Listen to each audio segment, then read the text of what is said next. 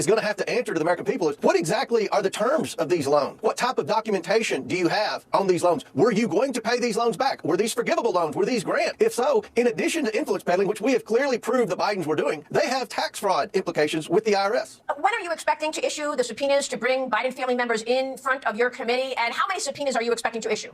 Well, I think the subpoenas are imminent. I think this is going to be a big week. Look, first of all, we know Tuesday, my friend Jim Jordan, who's also on the Oversight Committee, but he's chair of the Judiciary Committee, doing a great job investigating the weaponization of the federal government. He's bringing in Special Counsel Weiss for a deposition. That is a very important part of the overall impeachment inquiry investigation. There are also a lot of other documents that I think are about to be released this week pertaining to loans and different things that the Bidens have been engaged in that make no sense, that are completely counter to what Joe Biden has said publicly.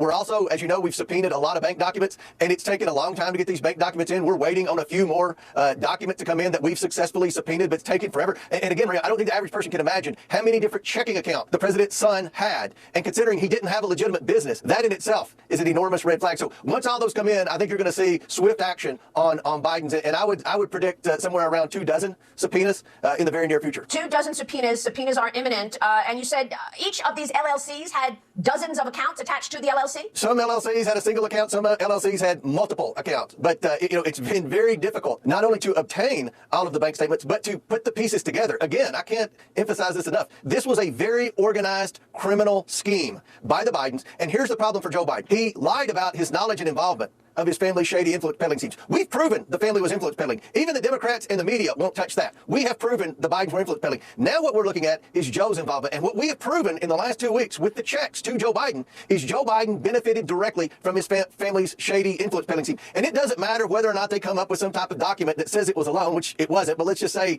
that they come up with something. The only way they could have paid Joe Biden is through the family's influence peddling. So either Joe Biden got a $240,000 kickback, which he didn't pay taxes on, or Joe Biden actually did make a loan to the family and they paid him back through proceeds of influence peddling, and 40,000 of that being the 10% from that CEFC deal where Joe Biden was the big guy. Either way, Joe Biden's $240,000 better off because of his family's criminal activity.